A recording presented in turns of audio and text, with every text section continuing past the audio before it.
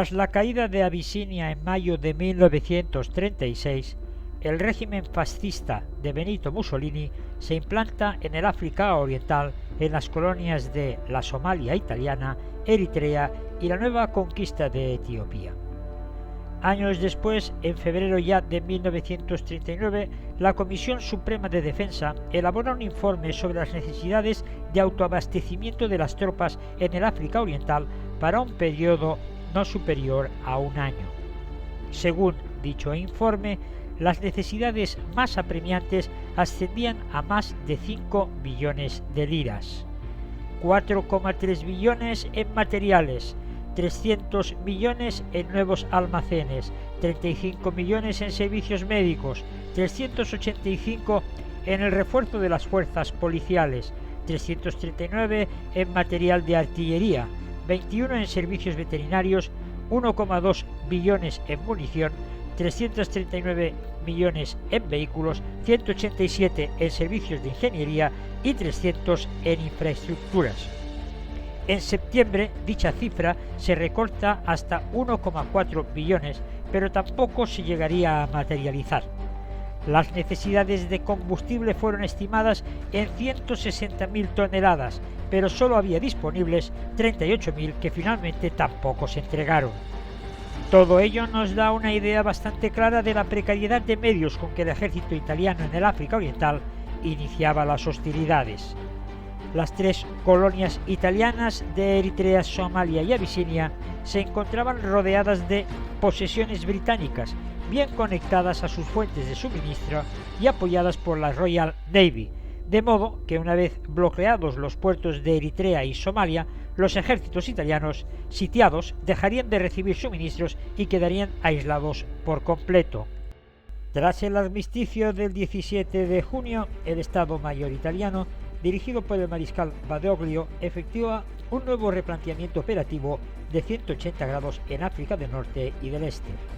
Neutralizado el ejército francés en Túnez y la Somalia francesa tras el armisticio y la instauración de la Francia de Vichy, se vislumbra la posibilidad real de invadir Egipto desde Libia y el Sudán, partiendo de las posesiones del África Oriental italiana. Así pues, se inician los planes para efectuar una ofensiva desde el sur, partiendo de Eritrea y Abisinia y desde Libia simultáneamente. Sobre el papel, las fuerzas enfrentadas son claramente superiores por lo que se refiere a Italia. En Libia, el general Graziani dispone de unos 250.000 soldados, 72 carros medios M1139 y 260 ligeros carro veloce 35, apoyados por más de 1.800 piezas de artillería y unos 250 aviones.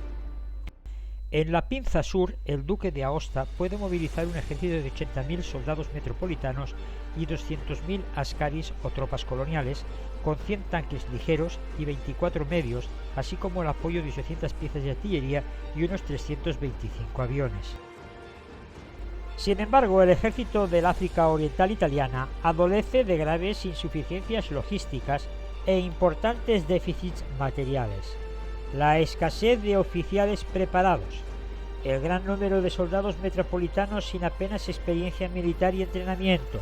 así como la ausencia de material moderno, como vehículos, municiones, gasolina y suministros básicos, hacen del ejército italiano un ejército adecuado para una guerra colonial, pero no para una basada en la maniobra y en la movilidad.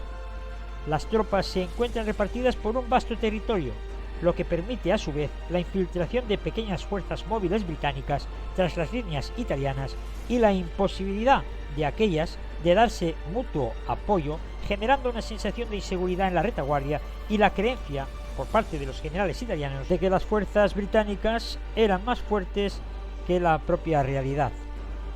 Por otra parte, el 70% de las tropas eran coloniales, enroladas entre las tribus etíopes y eritreas, que pocos años antes habían combatido al mismo ejército italiano.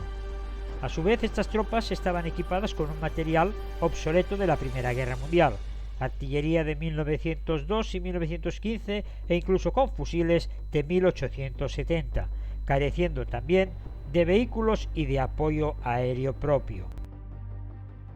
El armamento del ejército era insuficiente, apenas 3.300 ametralladoras pesadas, 5.300 ligeras, 24 carros medios y unos 40 ligeros,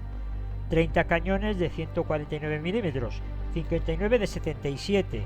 92 de 70, 312 de 65 y otros 100 de diversos calibres.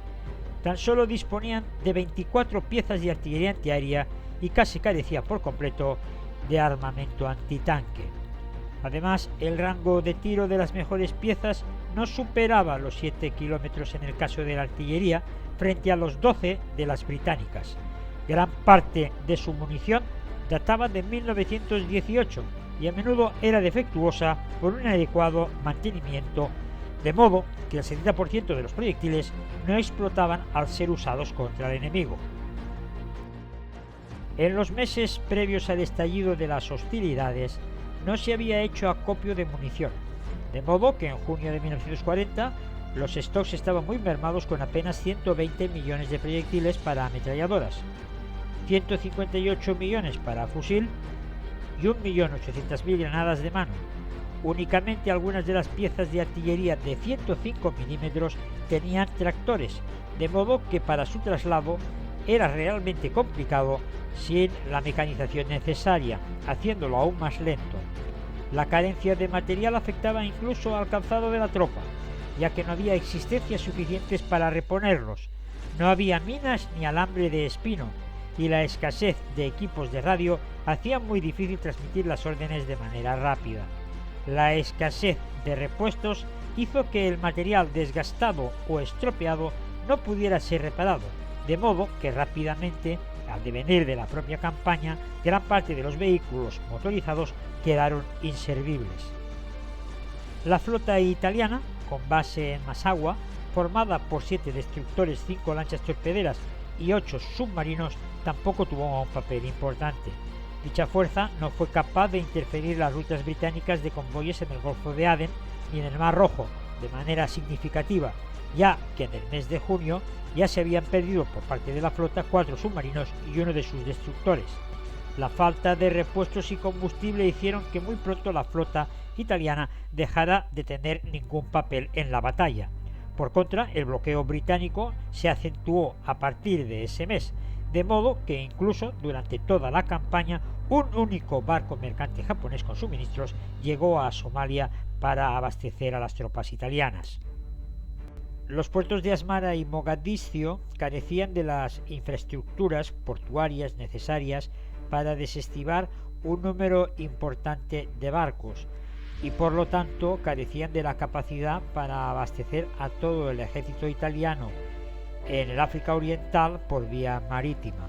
Recordemos que tan solo en las primeras 24 horas de declaradas las hostilidades, la flota mercante italiana perdió 1.200.000 toneladas, lo que representaba el 35% del total de su flota. Nadie en el Estado Mayor de la Regia Marina informó con suficiente antelación a los buques en tránsito o en puertos enemigos y neutrales de la necesidad de que regresaran ante el inminente estallido de las hostilidades, de modo que fueron apresados o incautados por las autoridades. La Fuerza Aérea, de unos 600 aparatos, claramente obsoleto, a excepción de los casos de los 32 cazas modelo CR-42 y de los 54 bombarderos Savoia modelo 79 y 80, de los cuales, además, el total de estos 300 aparatos únicamente estaban operativos el 30%, frente al 70% en el caso de la colonia de Libia. De modo que en junio de 1940 solo había 183 aviones en condiciones de volar. Por lo que respecta a los suministros de munición y fuel, también eran muy escasos, con 11.000 toneladas de gasolina y 5.300 bombas de todos los calibres, unas cantidades que no permitían más que mantener la lucha durante unos pocos meses. Al igual que el ejército, las aeronaves estaban repartidas en numerosos aeródromos, de modo que nunca se podían utilizar en grandes formaciones debido a la incapacidad del sistema de comunicaciones para coordinarlas de manera efectiva contra un objetivo determinado. Por otra parte, estos aeródromos estaban ubicados en muchos casos cercanos a las fronteras con las colonias británicas, lo cual los hacía especialmente vulnerables a ataques no solo terrestres sino también de aviación. La falta de vehículos también era crónica, con unos únicamente 5.000 en toda el África Oriental, lo que hizo imposible efectuar un despliegue rápido de las tropas a partir del 10 de junio, de modo que el duque de Aosta, virrey de Etiopía, no pudo iniciar sus operaciones ofensivas hasta un mes más tarde, concretamente en julio de 1940. Si el Estado Mayor italiano hubiese concentrado los escasos recursos y hubiera acumulado aquellos necesarios en los meses previos a la invasión de las colonias británicas, sus escasas fuerzas en Sudán y Kenia se hubieran visto claramente sobrepasados por la ofensiva italiana, quedando Egipto en una situación muy comprometida. Pese a la falta de una adecuada planificación de la campaña, de la dificultad orográfica y de la falta de carreteras de entidad, así como los ya vistos problemas logísticos por las enormes distancias, si el mando, pese a todo ello, el mando italiano en Abisinia y Eritrea hubieran atacado el Sudán a principios de junio en vez de un mes más tarde, la supremacía de material y de hombres italiana hubiese decantado la balanza hacia sus intereses. Las medidas dilatorias del general Platt en el Sudán y Cunningham en Kenia, así como el desgaste de recursos que supuso para los italianos la invasión de la Somalia británica, hicieron fracasar la ofensiva italiana de agosto y permitieron al mando británico recibir refuerzos de importancia para desencadenar una contraofensiva definitiva. Pero esto será objeto ya del estudio en el próximo vídeo que os presentaremos.